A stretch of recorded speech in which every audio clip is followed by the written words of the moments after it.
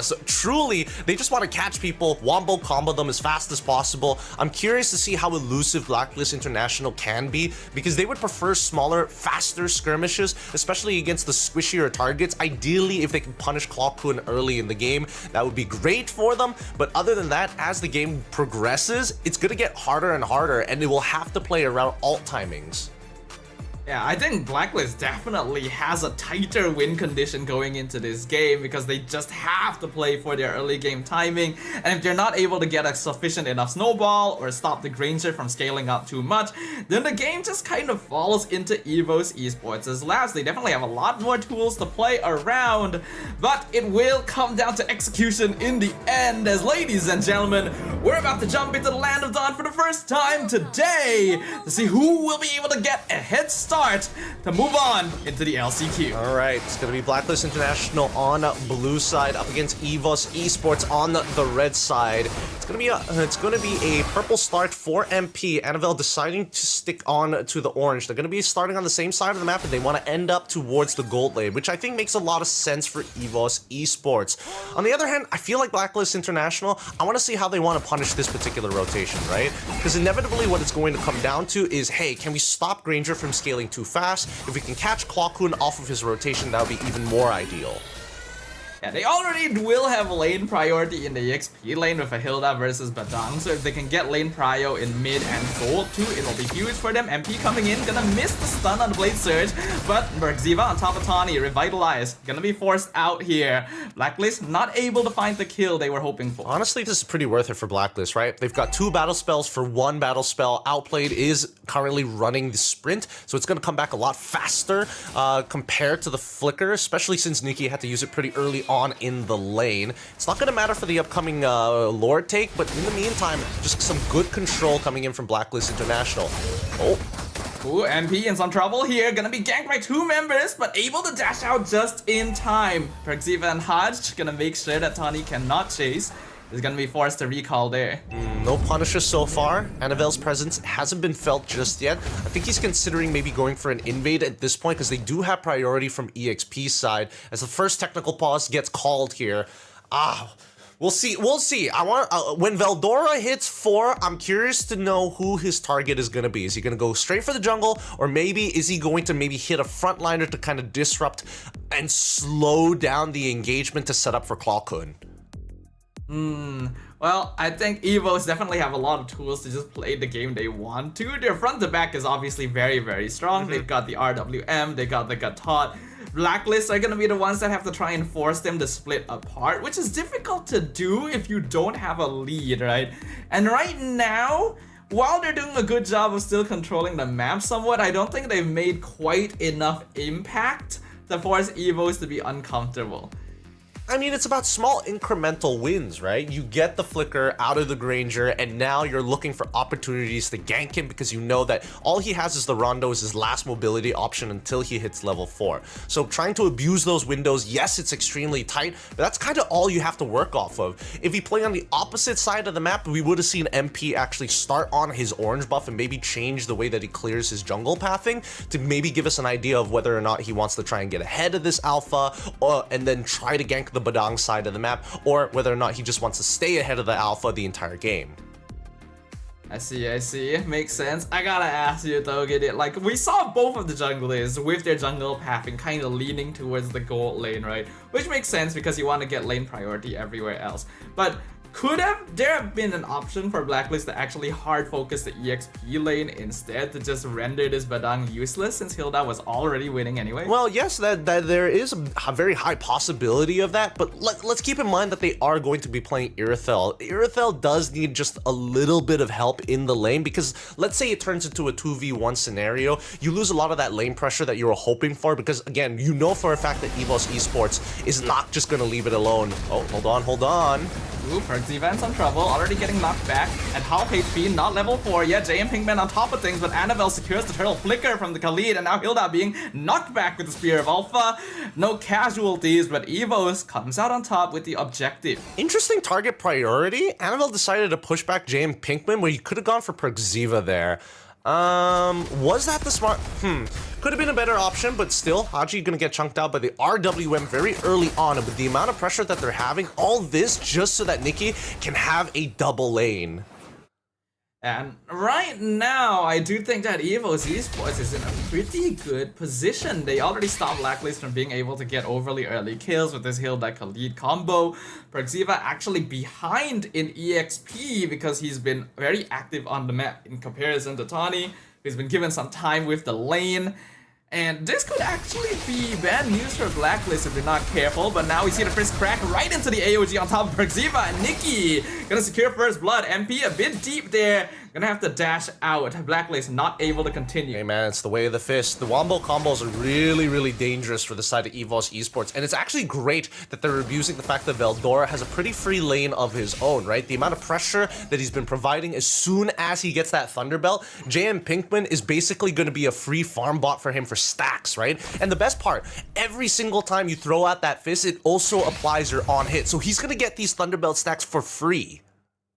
Yeah, I talked about this with some of my viewers, in fact, just how well Thunderbelt synergizes with Badang because both his first skill and his ultimate operate off of basic attack modifier. So they're able to get those stacks very quickly. And right now, Evos Esports commanding a pretty comfortable lead. 1K in 4 minutes is nothing to scoff at, especially when we've already mentioned that Blacklist is the team that needs to make things happen a little earlier. Yep. I mean, Perxiva, he tried his best, right? The most that he got was 2 battle spells out of Evos Esports' bot side of the map. And now, with JM Pinkman going to be finding his own Thunderbelt timing, let's see how this is going to play out. Next turtle on top side of the map. Annabelle already on it. Perxiva trying to poke him out, but Veldora is there. AOG comes in, doesn't get the knockup, but MP comes in, steals the turtle with the retry timing. JM gonna be abandoned a little bit. RWM comes out to stop him from escaping, but Blacklist are actually able to escort all 5 members out. Surprising that Evos didn't at least punish them, right? I mean, Perxiva was able to flicker out of the way. Same goes for JM Pinkman as well. But at this point, Evos, they're going to start paying, trying to get that tax from Blacklist International on the bot side, stealing away jungle camps at the very least, looking to try and set up this dive, but Blacklist International too fast! Blade Surge connects with Tawny right into the Vexana burst, and Haj gonna punish the overextension, picking off the Gatot. Now JM Pinkman on top of Clockun pops the ultimate. The Cyclone Eye gonna allow the Eve to escape just in time, but Blacklist immediately transitions. They want to contest the purple. Veldora's appearance gonna stop them. Nikki in a safe position, but his tower not quite as lucky. 4 members of Blacklist still not able to get it though. Really good stuff coming out from Blacklist International. They know that Perxiva is really fast on that rotate. They know that MP has a lot of mobility, but most importantly is that Haji is able to just blow up the mid lane, right? Despite everything that's happening, Blacklist International can regroup a lot faster in comparison to Evos Esports. Yeah, this is a Blacklist International specialty after all. They're very good at these 5-man rotations and engages. Even if their lineup may be a little less good at it compared to Evos, it's still their comfort play style. They're gonna start rotating as a 4-man, controlling the mid and bot since they know the next turtle is gonna be coming out down here. I'm curious to see where priority is going to go to, right? Because the fact that JM Pinkman was allowed to leave that lane goes to show that Veldora was slightly behind on tempo because of that initial combo that he was having. Wait, hold on. JM Pinkman on top of Nikki. He's able to dash away. Perxiva looking for him as well as Annabelle. A bit too distracted. Outplayed with the dash right in with the heavy crossbow. One last hit. Gonna be able to finish him off in the tier 2. AOG cuts him off though. Right into the path of Veldora. And they're gonna punish. It's a gold lane 1-for-1 trade. MP now on top of the turtle. JM still in the backline. Perxiva providing information, but God. Annabelle actually holding aggro because of Veldora's presence. Clockun gonna be targeted once again. MP gets the turtle, but they lose in exchange. Man, a Blacklist International playing like a black mamba here, trying to make sure that they are slithering and finding interesting ways to pinch Evos Esports. Clockwood, you can't tell him that he wasn't out of position, right? They saw where exactly Mr. Pinkman was, creeping along the right side through Tribrush, but you could see that Haji was taking full advantage of the scenario, right? He has to make Clockwood choose. Are you going to deal with the wave, or are you going to help out with this turtle? Either or, it's between a rock and a hard place. Yeah, it was a very nice layered approach from Blacklist International. In fact, having Perxiva to help out MP while Outplayed and JM Pigman were in the back line, slowly taking off their DPS members one by one. Veldora gonna catch Perxiva right into the Spear of Alpha. Raging Sandstorm not gonna save him. Ooh. I'm gonna set up the Death Sonata. Haji picks off in the back line. JM Pigman now just distracting Evos to make sure that MP is still able to get his buff, is able to secure it. But the mid-tier one will fall to Evos Esports as they continue on the pressure. All right, now this is where the game is going to get really tough for Blacklist International. Evos Esports, they evened out the gold a little bit, even more. But at this point, once they start moving around as 5, Blacklist International has to use their macro to kind of split them apart. They need to be able to kind of divert the attention of where the main fighting force of Evos Esports is going to be leaning towards to. As you can see here, right, now they're going with a 4-1 split, understanding that they can't be giving these turrets for free. Blacklist International have already lost their mid-tier 1, but at the same time, at least they're threatening side waves as well until they hit their next item power spike, which is probably when Outplayed gets his 4th item, which will be a little tough, so I'll say until 3rd item coming in from MP. But they're still holding position well. Already forced out a flicker on Clawkun as well.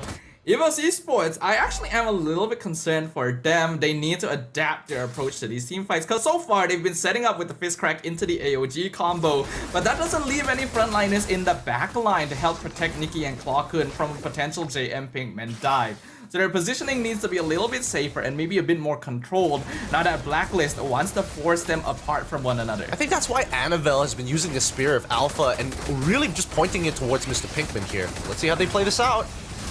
Perxiva is in the turtle pit. Raging Sandstorm flicker lands on Annabelle, but he still gets the turtle in time. Perxiva gonna be able to heal back out. RWM comes out. JM in the backline with Clawkun and Nikki gonna be eventually picked off by the Sky Piercer. And Evo still keeps everyone alive. Crack going to TP and flickers, picks off Perxiva. MP gonna trade for Tawny in the backline, but is not able to chase. He's too low on HP. 2-for-1 trade. Death Sonata just barely whiffs as well. Veldora still looking for him. Actually gonna force him off the purple buff as Annabelle continues escorting the Lord down mid. Oh my goodness, I can't believe that Annabelle gets to live that. He gets dove by MP. He dives forward with the Spear of Alpha, and everybody just conveniently is on their skill cooldowns. Annabelle gets to walk over and heal back off from the mid lane, thanks to Veldora slowing 3 members of Blacklist International with this Badang. Really showing that Badang is just quite the disruptor, right? Even if he is not one-shotting your targets, which everybody has been so used to seeing Badang as, this, you know, nasty fighter who eventually scales up and kills multiple people in a single combo. Oh, next punish might come in here. Fist crack gonna connect on JM Pinkman. This is a 4-man dive. Nikki secures the killing spree. There's no way Hilda's getting out of that one. Not even gonna try and flicker. Yeah, I wish we could see the stacks that Veldora has right now in comparison to JM Pinkman. Just out of curiosity of how many Thunderbelt stacks he's got working with him. Oh, Brute Force Breastplate from Veldora too. This guy's feeling himself. Yeah, I like what he's doing. He knows what his responsibilities are. Doesn't really need to output the most damage. The goal is to control your opponent. Secondary front line, I like it. I think Veldora is playing the most efficient Badang we've seen so far this challenge season. That's actually making it very difficult for Blacklist International to engage. The off-tempo initiation from this hero is catching them off guard. Wishing Lantern being purchased by Clawkun, so now JM Pinkman can't just willy-nilly walk up and run at him. Outplayed himself did get the GDS, so he's gonna have a little bit more movement speed when he does pop that ult. But for now, you can just see that Evos Esports, as long as the main fighting force is controlling that mid wave, they get to do whatever they want in the jungle. Oh, a beautiful fist crack at the AOG combo, and Hachi and Perxiva just melt in an instant.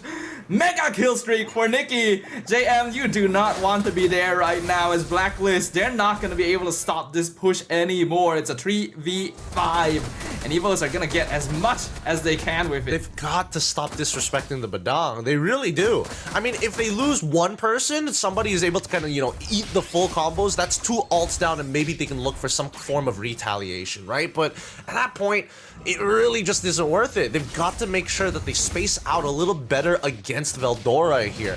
Now that his flicker is gone, at least they can't guarantee the combo to land. And at the very least, they have that timing to play around here. Oh, JM and outplayed in the mid lane, but Veldora has already scouted them out. No flanking here for Blacklist. Annabelle gonna continue controlling the Lord Pit as Tawny is providing vision. You can see that Blacklist, they're just not able to expand outside of their half of the map. JM Pinkman wants to be in the back line, but Evos is watching every angle so well. Neptanata drops down Hodge and he's just gone. Nikki gonna be jumped on by AM, but able to flicker out to safety as now Outplayed chases him down, finishes him off. Annabelle not able to pick up MP. Outplayed still going. Wind of Nature comes out, double kill on Clockhood, but will finally be stopped as Veldora and Tawny jump on top of him, and even Annabelle finally able to finish off MP. Honestly, not too bad, unless they lose another member here, then it would be really, really awful. But considering that Blacklist International has been struggling to get in on these sites, especially to threaten their positions, I think this is one of the better outcomes. They just didn't win the 50-50 on the Lord take, but they're not going to lose too much for this. And both sides actually end up with their Roam and EXP alive. Fistcrack connects, but no damage to follow up on. Eventually, the Lord will crash in mid. Veldora a bit too deep there. Has to flicker out to safety to make sure he's not punished for that. And despite their best efforts, Blacklist not able to stop the Lord from taking their mid inhib. Yeah, they really got to stop. They really got to stop using the sand. I think that for Xiva, he is getting a little confident that he's like, I can basically outlive anything. I'm building full tank, but he's got to remember that Badang naturally is able to kind of punch him out of these states of minds. So he's got to space himself a lot better here. If not, at least trade cooldowns with JM Pinkman a little bit better. But still, regardless, Lord does find the mid inhibitor. That's as much advantage that Evos Esports is going to take. Not too big of a deal for Blacklist International, because at the end of the day, if you are going for a Lord take, you still need to push out that mid wave naturally, and it's a lot more manageable compared to the side waves. Yeah, that is true, but with one inhibitor down, Blacklist is gonna have a much tougher time actually having control of the map. We are 14.5 minutes in, Evos Esports holding a clear goal lead, and the heroes on Blacklist side are really gonna start dropping off in terms of scaling. You can just see how easily JM is being melted down by Nikki, and he hasn't even reached his power spike just yet. I think the timing is really closing down for Blacklist. Yeah, it really is. It really is. So far, I think that the approach from Blacklist International is correct. The execution of it could be a little bit better here and there. But so far, I think that Evos Esports, they're playing a very tight composition right now, and Veldora is really making it work, right? All of the bad scenarios have been turned around by Veldora alone. Clockhood very much is the eject button. When things are going bad, drop down to RWM to buy you that extra bit of time for some of your frontliners to actually disengage from bad scenarios. But even his position's not being compromised as much in comparison to the earlier stages of the game. In the early stages, JM was still able to walk back without being controlled too much, but he can't do that anymore now that Evos genuinely does enough damage to be a scary threat. And because of that, Nikki and Clockhood are being given free reign of the Land of Dawn. I mentioned before the game started that Evos can have messy gameplay, but when they're able to play these more comfort drafts, these default front to backs, and their opponent doesn't have the same tools they do, they become a different team entirely. They are very solid. Yeah, they're looking pretty good right now. Hopefully they're able to take this Lord, or hold on. Conceal comes in, flicker, lands the Raging Sandstorm. Nikki blows up in an instant, and even Veldora, stopped by the Blade Surge, cannot follow up on Outplayed, misses the Fistcrack, but lands the ultimate. So Outplayed gonna trade himself for the enemy Badang. Now Perxiva trying to buy some space for MP to get out, but real world manipulation comes in, and MP is stuck between a rock and a hard place. And JM will trade one more, but he's the last one alive, and Clockhood just gonna chase him down with Point Crystal. Even the Oracle bot on the spot so that he's able to survive it in time, because he knows Annabelle is pushing down the mid lane. Will he be able to recall in time? There's a minion wave. The Alpha is all alone in the base of Blacklist. The minion waves will spawn just in time. JM gonna be able to heal back up, and luckily, because of the minion waves, Annabelle not able to get a cheeky backdoor. Unable to get the cheeky backdoor here. Once again, Blacklist International, great stuff coming in from Haji here. He sees the angle to get the full fear combo onto Nikki with the Eternal Guard as well. Loses his flicker for it. Great execution overall. but still so close from turning it around. Had Outplayed survived just a couple more seconds there, they might have been able to turn that situation all around. But this just goes to show Nicky, he's got to be really careful if he is giving a free lane, not really a free lane, but line of sight for Haji to make these plays, to land that fear. He's gonna take it. Haji, of all mid laners, is not afraid to lose battle spells to guaranteed that he's punching above his weight in terms of hero roles. Ooh, Veldora in trouble here, walks into a bush with 3 people, but Blacklist doesn't want to engage. They have no vision over the rest of Evos. I agree with you, Gideon. We have to remember, Evos still kind of came out on top in that previous Lord fight, despite their main DPS dying first before he could really even do anything. So if he had survived just a little bit longer, just imagine how easily Evos could have ended the game right there. The opportunity is still open. MP already forced to dash back to base. Bottom inhibitor is gone. Perxiva being chunked out by the Lord, has to heal up with the Quicksand Guard. RWM comes in, traps multiple members. Outplayed, has to walk back to base to heal. Minions still pushing in. Top inhib will fall right afterwards. AOG comes out. Fistcrack actually misses, so Evos doesn't get the engage they want, but Outplay being melted. Wind of Nature used already. Lord is gone, but a beautiful Fistcrack by Veldora catches 3. Nicky gonna finish off JM Pinkman. Veldora still able to dash away. Annabelle as well with the ultimate. Death Sonata just barely missing the Sky Piercer proc on Art. He's able to whack off. He's able to heal, but another minion wave comes in. Nicky still alive. Annabelle holding on to the immortality, but Evos cannot break through. What an incredible base defense coming up from a Blacklist International. They're playing a perfect push and pull, but at the same time, they're keeping in mind who deals the most damage to the crystal. In this case, it's going to be Nicky, and then there is Veldora, but Veldora is doing something else here. He doesn't want to walk up too far in these scenarios. So Outplayed is putting himself in a position where he's actually pulling the attention of both Annabelle and as well as Veldora, leaving Nicky and Clawquid in a position where they have to play on the opposite end. And this allows Blacklist International, people like Haji for an example, and even Perxiva to walk up a little more freely to not only focus on the waves, but to absorb damage from Nicky to space him out from the crystal. And they just keep on changing positions, right? If Nicky goes to the top side, they position to the top side. If Nicky goes bot side and Clawquid tries to split off to the opposite end, then you see Outplayed responding accordingly. Really great stuff from Blacklist.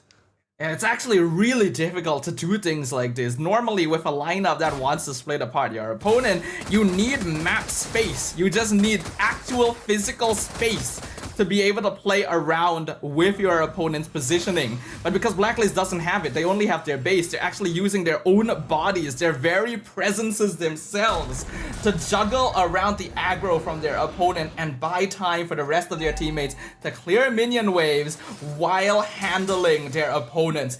It's very impressive, and we can see the experience of Blacklist International playing together as a team, but they still need to secure this Lord. They have no inhibitors left standing. We need to see a super play from Blacklist International because the inevitable is about to happen here. They're getting poked out from every single angle. They cannot deal with Clawquid with the Wishing Lantern. They cannot deal with the Death Sonata coming in from Nicky. Well, now that he's already got that Malefic Roar, your armor basically doesn't really matter in the first place. And you can see that Evos Esports, they don't have to do anything. They've got 3 naturally pushing waves on their side. They can just drag this out. Yeah, they're just waiting until the minions give them lane priority here. Tawny actually gonna get poked out pretty hard, but that's all of Hodge's cooldowns already expended. Eternal Guard gone as well. And like you mentioned, Gideon, top and bottom minion waves are pushing really hard. Evos are just waiting for Blacklist to go back and respawn. And this should be an excellent timing for them to actually start blitzing the Lord down. There's 3 members of Blacklist still here. Haji gonna join them, but they know that JM Pinkman is not around. Lord at 20%, Tawny making their way back. Death Sonata poking Perxiva out. Veldora gonna get bursted, but AOG lands on top of MP. He cannot get close. Annabelle secures the Lord, and now Tawny just buying space and time. Winter Crown comes out, revitalized, keeping him alive. Eternal Guard gonna miss entirely. Annabelle a bit too far forward, but RWM forces the flicker from JM Pinkman, and Haji barely surviving the Death Sonata once again. Somehow no casualties, but Evos got their Lord. Oh, wait, hold on. The casualty might just come through. No, Tawny! He's still alive! Jim Pinkman, he tried his best, and now he might just end up dying for it here. Perxiva's got to block some shots. Thank God he covers that ground. Good choices coming in from Blacklist International, but now the inevitable is here, and the Lord is going to end this game. Blacklist, they've whittled it down to 70%, but the rest of Evos have come back in. Perxima gonna get caught in. Raging Sandstorm lands on 2, pops the Immortality. Glord actually cleared up. Perxima sacrifices himself for it, but the Fizzcrack lands on JM Pinkman. And now the rest of Evos are wailing on him. Killing spree for Clawkun. The crystal is exposed. MP trying to stop them, but there's just too many. As Evos Esports takes the final hit and the crystal to claim game 1 for them.